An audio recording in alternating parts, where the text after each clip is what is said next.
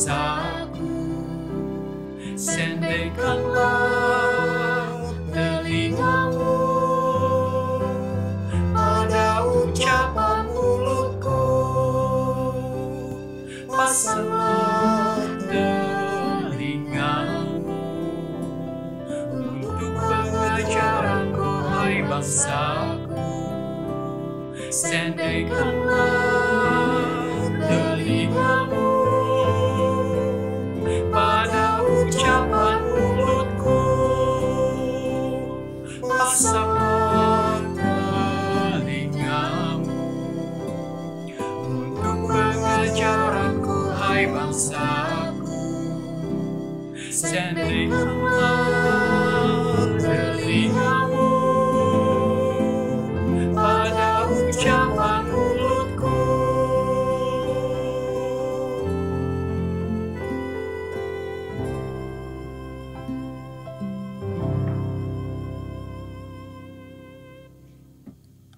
Buku Eka Dharma Putra yang berjudul Dengarlah yang Dikatakan Roh adalah sebuah autokritik bagi hidup bergereja melalui 7 surat kepada jemaat dalam kitab Wahyu.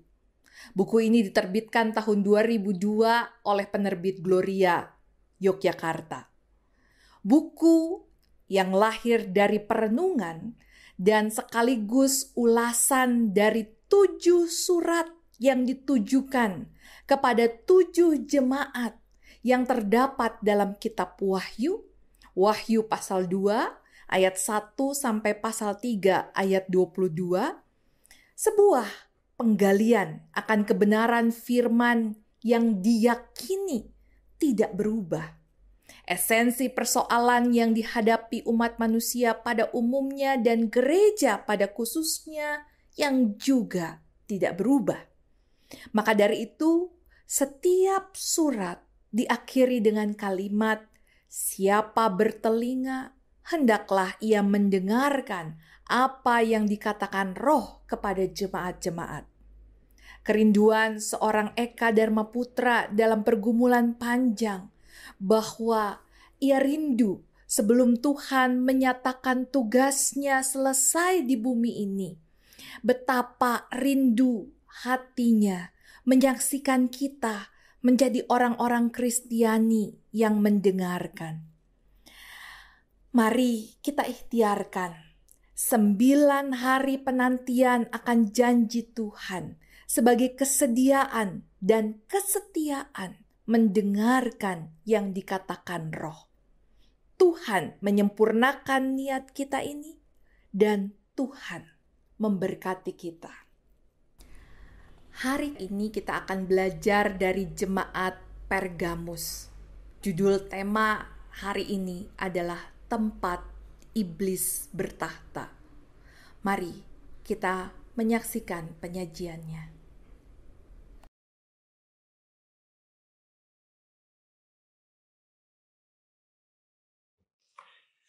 Selamat sore umat yang dikasihi Tuhan. Tema kita pada sore hari ini adalah Pergamus, tempat iblis bertahta. Tema ini diambil dari kitab Wahyu 2 ayat 12-17. Namun penekanan terdapat pada ayat 12 dan 13a yang berbunyi demikian. Dan tuliskanlah kepada malaikat jemaat di Pergamus, inilah firman Dia yang memakai pedang yang tajam dan bermata 2. Aku tahu di mana engkau diam, yaitu di sana, di tempat tahta iblis.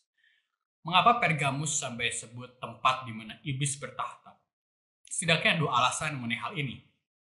Yang pertama adalah Pergamus adalah sebuah ibu kota yang merupakan juga pusat keagamaan, di mana banyak terdapat kuil-kuil penyembahan kepada dewa-dewa dan ramai didatangi para peziarah setiap tahunnya. Dan yang kedua, adanya ritus penyembahan kepada kaisar.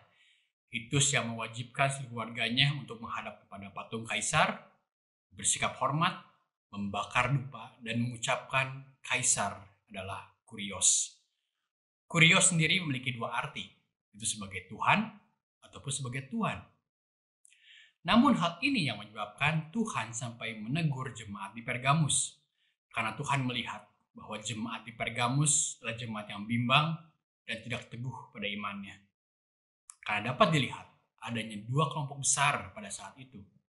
Yang pertama, kelompok yang mau melakukan ritus penyembahan kepada kaisar karena mereka menganggap bahwa ritus tersebut hanya merupakan formalitas belaka dan tidak menyangkali iman mereka kepada Tuhan. Namun, ada kelompok yang kedua, yaitu kelompok yang tidak mau melakukan ritus tersebut. Apalagi mengucapkan kaisar adalah kurios. Karena menurut mereka itu sama saja dengan menyangkali iman mereka kepada Tuhan. Namun ada konsekuensi bagi kelompok yang kedua ini, yaitu bagi mereka yang tidak mau melakukan ritus tersebut, yaitu dianiaya dan dibunuh. Seperti yang terjadi pada Antipas, seorang martir yang dibunuh pada saat itu untuk menakut-nakuti jemaat agar mereka mau melakukan kewajibannya kepada kaisar. Kesimpulan yang bisa kita ambil dari jemaat di Pergamus ini, yaitu Tuhan tahu betul kondisi jemaat di Pergamus, yaitu jemaat yang hidup di mana tempat iblis berada dan jauh dari kondisi ideal dalam soal keamanan ataupun kenyamanan untuk beribadah, serta menjaga iman percayanya kepada Tuhan. Namun, Tuhan tidak meminta mereka untuk pindah dari Pergamus. Yang kedua, Tuhan juga mengajarkan kepada orang Kristen untuk fleksibel untuk di mana dia berada, tempat di mana dia tinggal. Namun, harus memiliki prinsip, engkau berpegang pada namaku dan tidak menyangkal imanmu kepadaku. Serta untuk tetap taat dan setia, untuk tidak membohongi hati nurani mereka, dan memegang prinsip yang teguh, katakan ya untuk ya, katakan tidak bila harus mengatakan tidak. Siapa bertelinga, hendaklah ia mendengar apa yang dikatakan Roh kepadanya. Amin.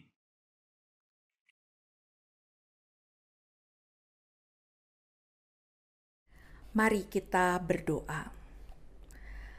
Tolong kami melawan godaan berkompromi dengan dunia, ya Tuhan, sehingga kami mampu mengatakan ya untuk ya dan tidak jika memang tidak. Biarlah kami terus mengasah hati nurani kami di dalam kekuatan kuasa-Mu. Kami rindu menjadi pengikut-Mu yang bukan mengejar kenyamanan hidup tanpa berpegang pada firman dan ketetapan-Mu. Kuatkan dan sempurnakan kerinduan kami, karena kami berdoa di dalam Kristus Tuhan dan Juru Selamat kami. Amin.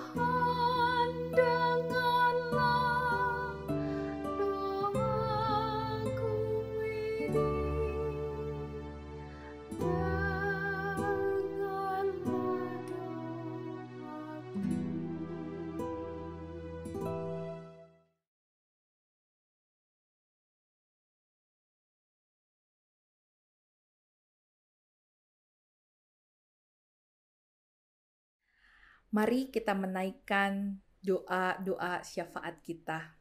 Mari kita berdoa. Kami bersama mau berdoa bagi saudara-saudara kami yang sedang bergumul dalam kelemahan fisik. Tuhan, kami menyerahkan saudara-saudara kami di dalam tangan-Mu.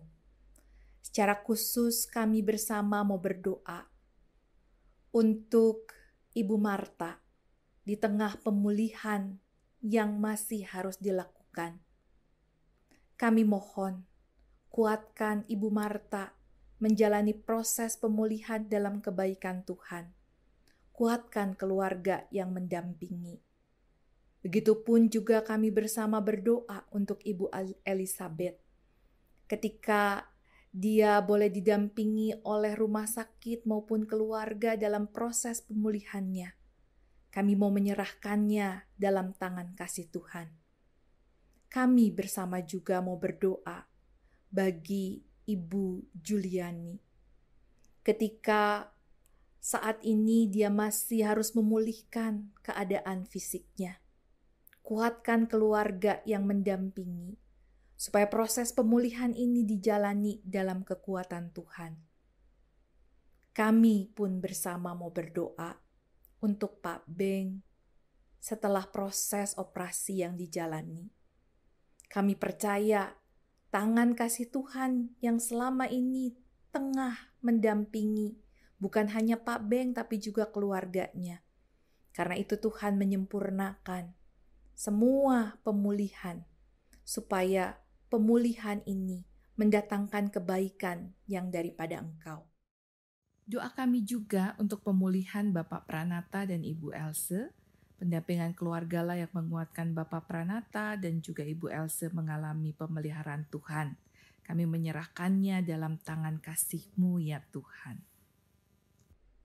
Inilah permohonan kami untuk setiap orang-orang yang tengah bergumul dalam kelemahan fisik, entah itu karena lanjut usia ataupun sakit penyakit.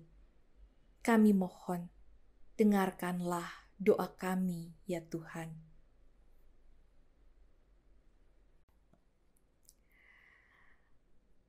Saat ini kami juga mau berdoa bagi saudara-saudara yang tengah berjuang dalam kehidupan rumah tangganya. Di tengah-tengah bayang-bayang keretakan dan keterpisahan. Begitupun juga tantangan berelasi dalam berkeluarga. Suami istri, orang tua dengan anak maupun juga menantu mertua.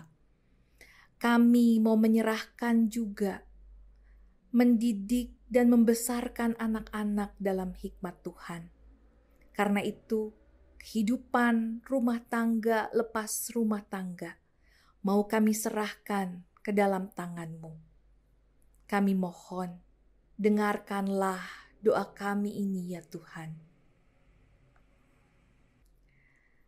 Kami pun bersama mau berdoa bagi saudara-saudara kami dalam usaha dan pekerjaan, dalam pendidikan dan karir yang ditata, dalam harap dan damba akan masa depan yang baik bersama Engkau. Karena itu, sempurnakan setiap ikhtiar kami dalam usaha, pekerjaan, pendidikan, dan karir kami. Karena kami mau menyerahkannya hanya di dalam tangan kasih Tuhan. Kami mohon, dengarkanlah doa kami, ya Tuhan. Dan akhirnya, kami bersama mau hening sejenak untuk menaikkan setiap permohonan-permohonan dan syukur kami pribadi lepas pribadi.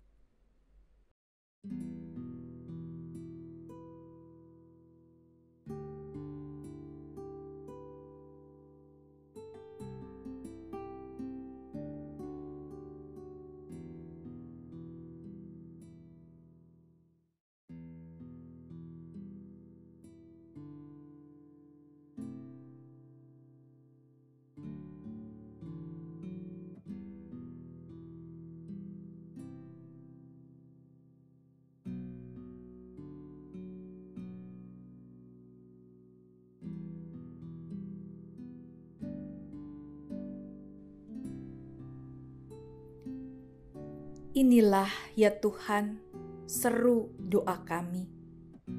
Kami percaya Engkau berkenan menjawabnya seturut dengan rencanamu. Karena itu berikan kami hikmat untuk mengerti jawaban doa yang Engkau nyatakan. Karena kami berdoa dan memohonnya hanya dalam belas kasihan Tuhan kami Yesus Kristus, Tuhan dan Juru Selamat kami yang hidup, yang janjinya terus mau kami pegang. Amin.